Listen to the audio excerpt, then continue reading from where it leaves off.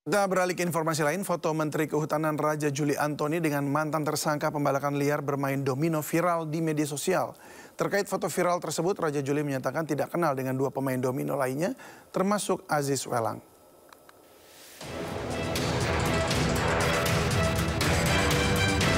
Viral di media sosial, foto Menteri Kehutanan Raja Juli Antoni bermain domino bersama Menteri Perlindungan Pekerja Migran Indonesia atau P2MI Abdul Qadir Karding, Waketum Dewan Pengurus Nasional Persatuan Olahraga Domino, Andi Rukman Nurdin Karumpa, serta seorang pengusaha yang pernah tersandung kasus pembalakan liar, Aziz Welang. Terkait hal ini, Menteri Kehutanan Raja Juli Antoni langsung melakukan klarifikasi. Menurut Raja Juli, pertemuan tersebut hanya pertemuan informal setelah janjian dengan Menteri P2MI Abdul Qadir Karding di Posko Kerukunan Keluarga Sulawesi Selatan. Dalam akun Instagramnya, Raja Juli menyatakan tidak ada pembicaraan khusus dan tidak mengenal dua pemain domino lainnya, termasuk Aziz Welang. Sementara Menteri Perlindungan Pekerja Migran Indonesia atau P2MI Abdul Qadir Karding menyebut aktivitas bermain domino merupakan bagian dari budaya Sulawesi Selatan. Sebelumnya, Direktorat Penegak Hukum Kementerian Lingkungan Hidup dan Kehutanan menetapkan Aziz Welang sebagai tersangka pembalakan liar pada November 2024. Namun status tersangka dari Aziz Welang telah dibatalkan oleh putusan pra-peradilan di Pengadilan Negeri Jakarta Pusat tertanggal 9 Desember 2024. Putusan ini menjadi dasar penyidik Dirgakum LHK untuk hentikan pengusutan dan menerbitkan surat perintah penghentian penyidikan atau SP3. Tim Liputan iNews melaporkan.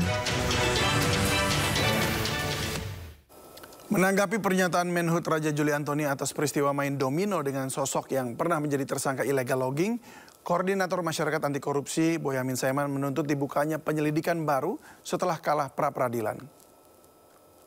Maki menyayangkan pertemuan Menteri Kehutanan Raja Juli Antoni dengan Aziz Welang, mantan tersangka dugaan pembalakan liar yang disidik oleh penegakan hukum Kementerian Kehutanan.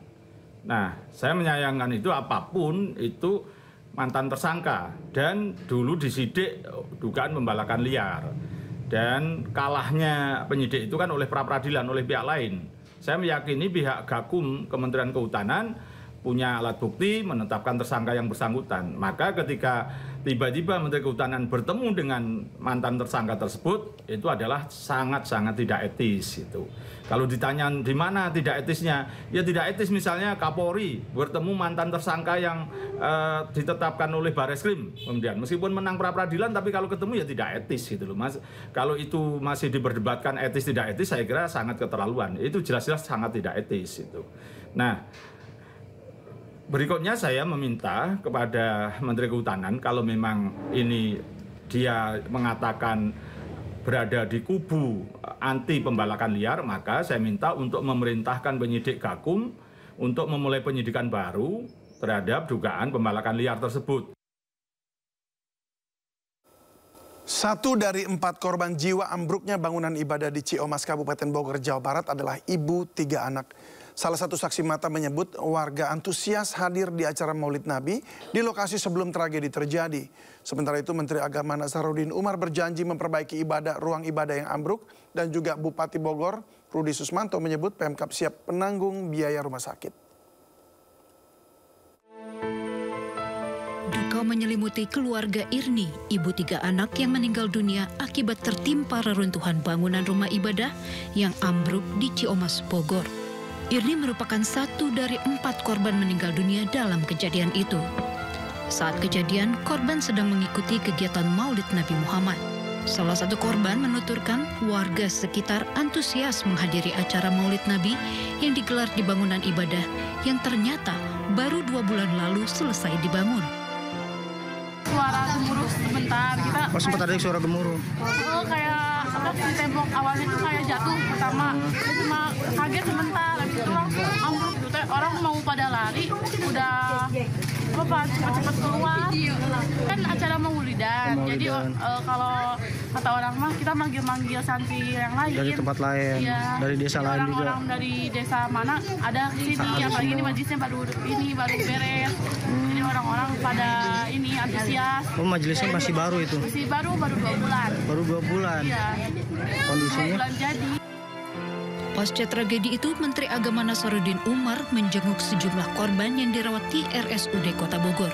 Selain mendoakan para korban, Menteri Agama berencana memperbaiki bangunan ibadah yang ambruk.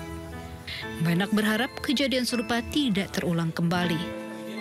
Kita ikut berduka ya atas kecelakaan yang terjadi tadi ya. Kami semuanya di beberapa rumah sakit dan insya Allah kita sudah mencarikan jalan keluar pemerintah setempat, Basnas dan Kementerian Agama, termasuk juga kita akan membantu renovasi musallahnya yang rusak ya, dan termasuk kita juga memberikan apresiasi tanda keprihatinan kita kepada keluarga korban. Sementara itu, Bupati Bogor Rudi Susmanto berjanji pemerintah kabupaten akan menanggung seluruh pembiayaan rumah sakit para korban.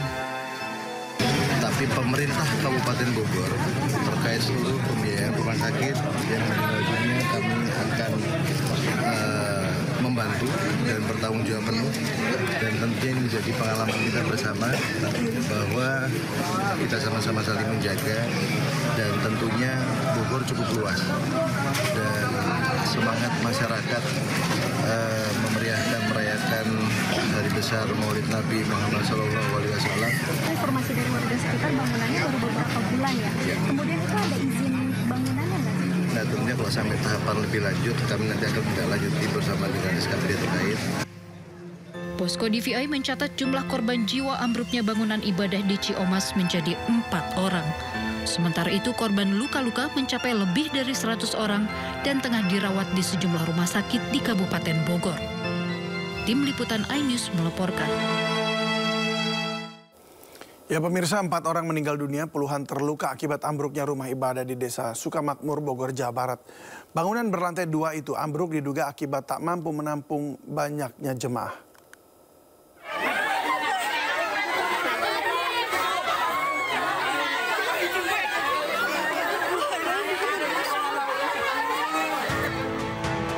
Warga panik saat rumah ibadah di Desa Sukamakmur, Kecamatan Ciomas, Kabupaten Bogor, Jawa Barat tiba-tiba ambruk. Saat kejadian di lokasi ratusan warga sedang mengikuti kegiatan Maulid Nabi dari Majelis Ta'lim As-Sohibiyah. Petugas gabungan dibantu warga berupaya mengevakuasi para korban yang sempat tertimpa material bangunan.